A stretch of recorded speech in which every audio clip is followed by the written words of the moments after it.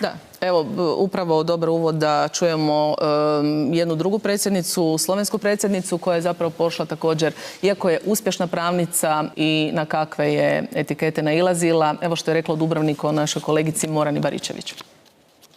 Lijep pozdrav, gospođo predsjednice, i dobro nam došli. Hvala, dobar dan.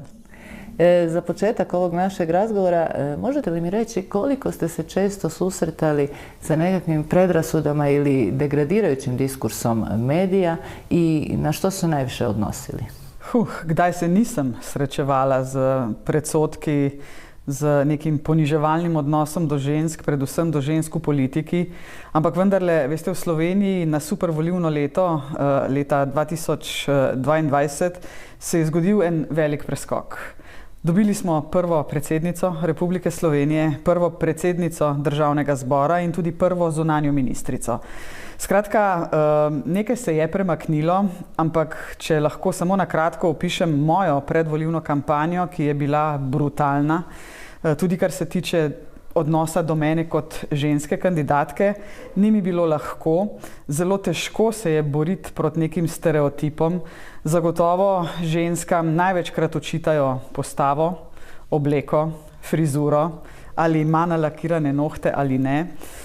V predvolilni kampanji me je celo nek časopis med kandidati označil kot ambiciozno karieristko, kar je po mojem mnenju slabšalna oznaka.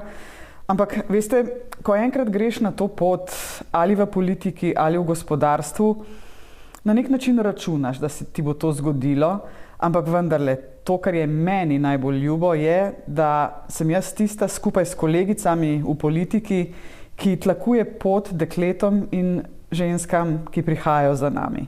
Jaz mladim dekletom vedno rečem, vsaka država, vsaka družbena skupina bi bila zelo nespametna, če bi zanemarila polovico svojega potenciala, kar ženske vendarle predstavljamo. Ne delam si pa utvar, da bo v bližnji prihodnosti kdaj bolje. To je po mojem mnenju nikoli dokončana zgodba. Ženske se bomo morale vedno postaviti zase, vedno govoriti o tem, kaj pomeni enakopravnost, enakost, zastopanost spolov, in to je preprosto potrebno vzeti v zakup. Jeste li prema vašem mišljenju imali ravnopravan medijski tretman u odnosu na muške kolege političare? Na nek način ne, na nek način ja. Jaz sem imela seveda večjo težavo zaradi tega, ker sem bila nestrankarska kandidatka. Jaz sem imela praktično recimo desne in leve medije proti sebi.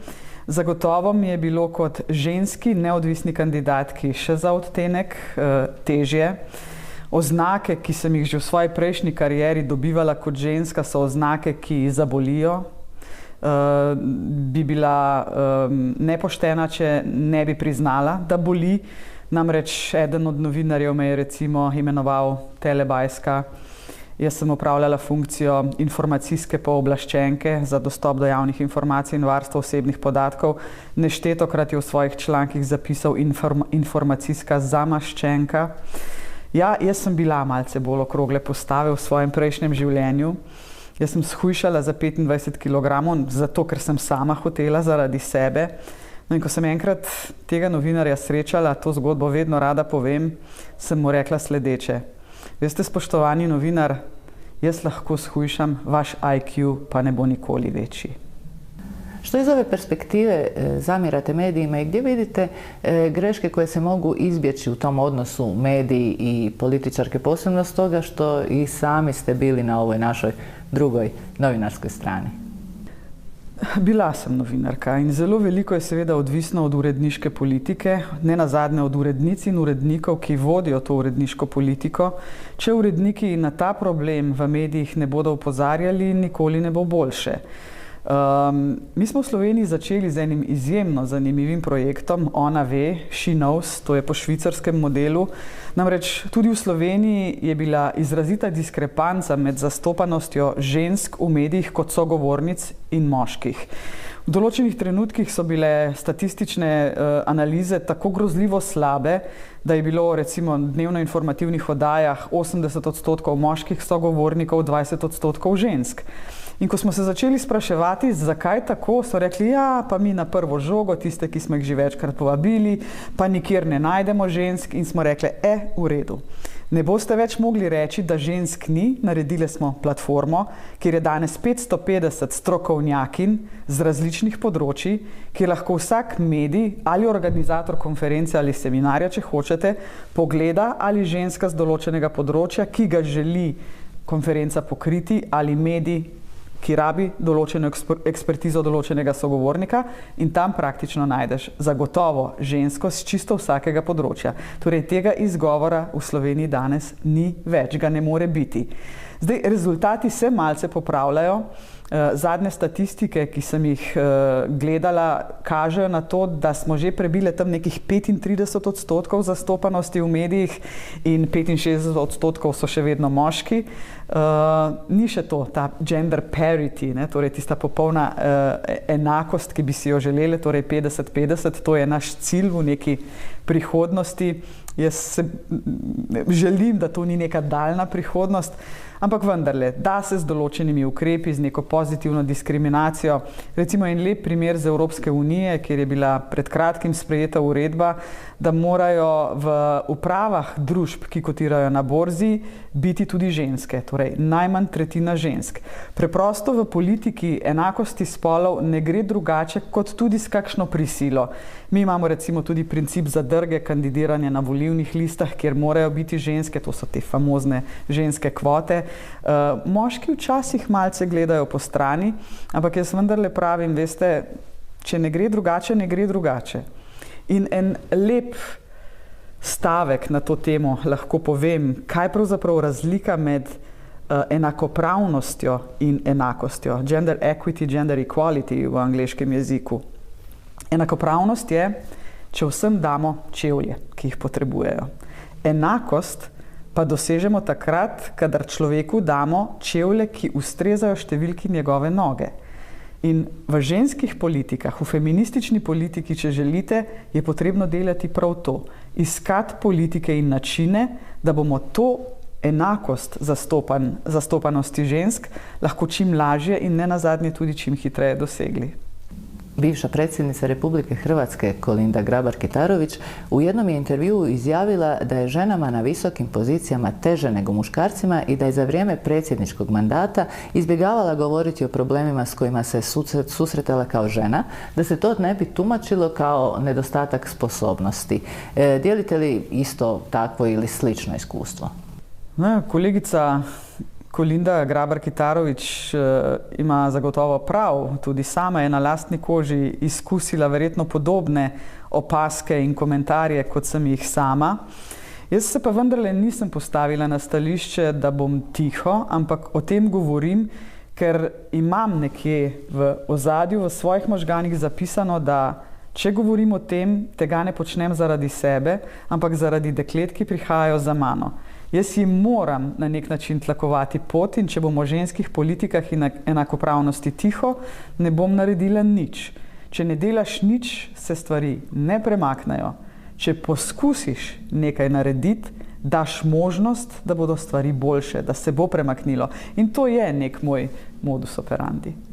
Gospođo predsjednice, hvala vam puno na ovome razgovoru. Nema na čemu, sa zadovoljstvom. Hvala i vama.